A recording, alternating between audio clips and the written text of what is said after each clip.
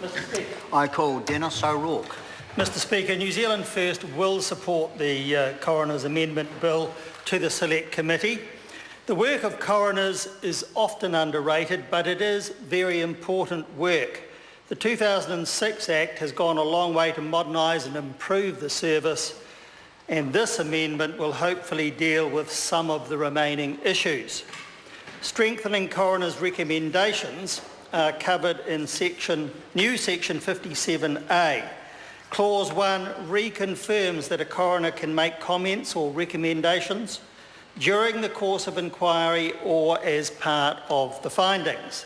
Clause 2 says that, quote, recommendations or comments may be made for the purpose of reducing the chances of further deaths occurring in circumstances similar to those in which the death occurred, unquote. And Clause 3 would impose further restrictions on recommendations or comments, especially in subclause C, which requires an explanation how the recommendations or comments may result in a reduction in deaths. These two clauses will require some very careful consideration by the Select Committee. And I have some concerns that Clause 2 is in fact too restrictive. I accept that there is a need for coroners to have clear limits on how far a coroner may go with recommendations or comments, but the words, quote, only for the purpose of reducing the chances of further deaths in circumstances similar, unquote, will, I think, cause rather too much limitation on what a coroner may legally comment on. And an example I would give is this. The 118 people killed in the CTV building in the Christchurch earthquake. The cause of that was clearly the earthquake itself. But the building failure and also the command failures and rescue methodologies during the rescue phase also caused significant concerns, and there were allegations made that deaths resulted from those. So it should, I think, be possible for a coroner to have a little more freedom to discover and comment on or recommend on those kinds of issues.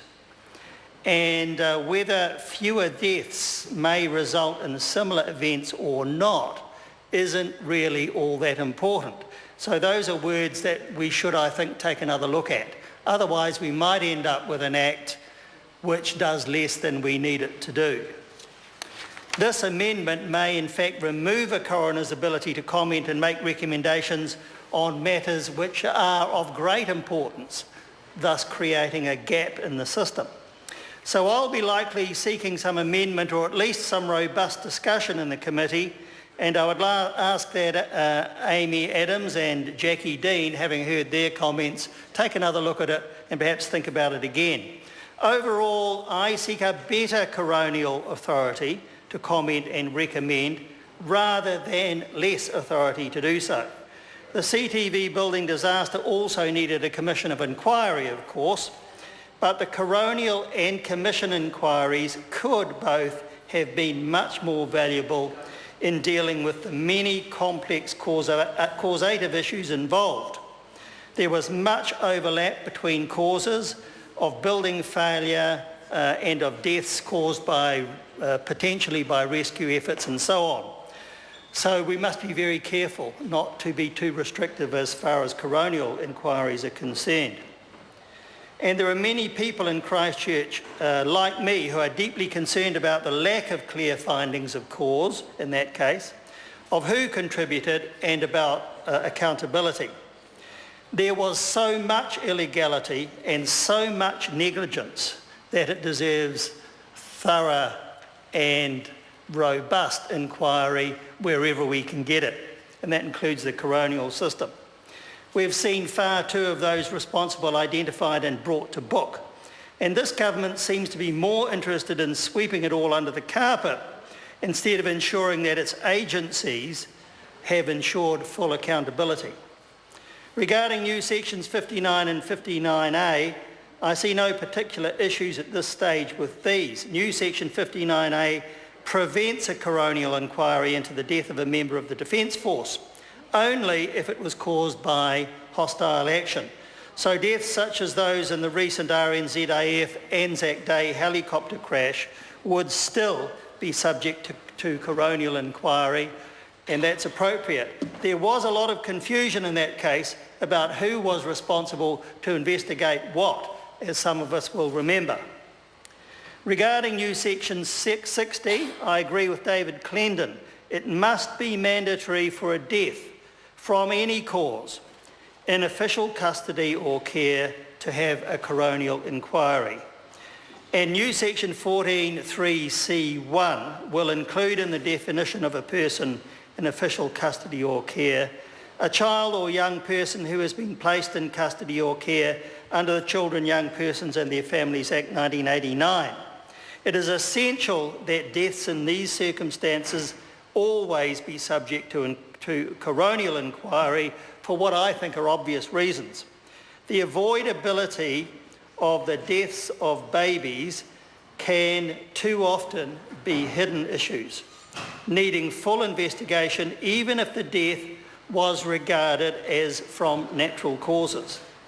This is also something that I think we need to look at and discuss thoroughly at the Select Committee stage. New section 71 is very welcome and necessary.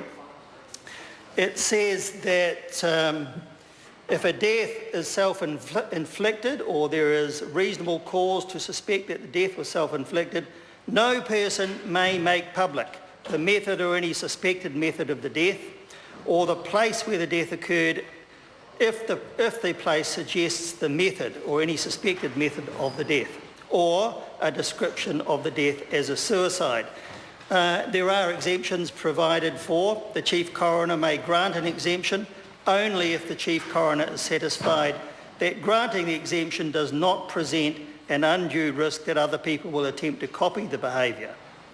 And any risk that people will attempt to copy the behaviour of the dead person concerned is outweighed by other considerations that make it desirable in the public interest to allow the publication of the details.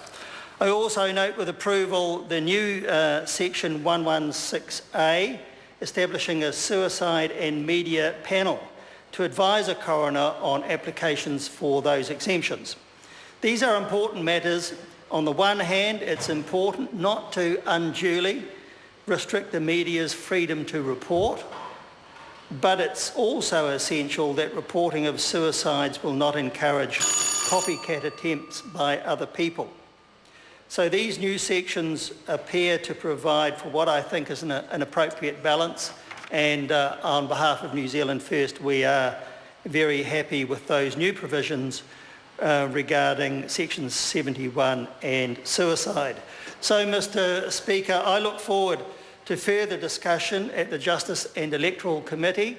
I have identified some matters that I'll particularly wish to investigate, some very important matters, and hopefully as a result of that discussion there can be further amendment of the bill, and if so, New Zealand First will then be happy to support it further.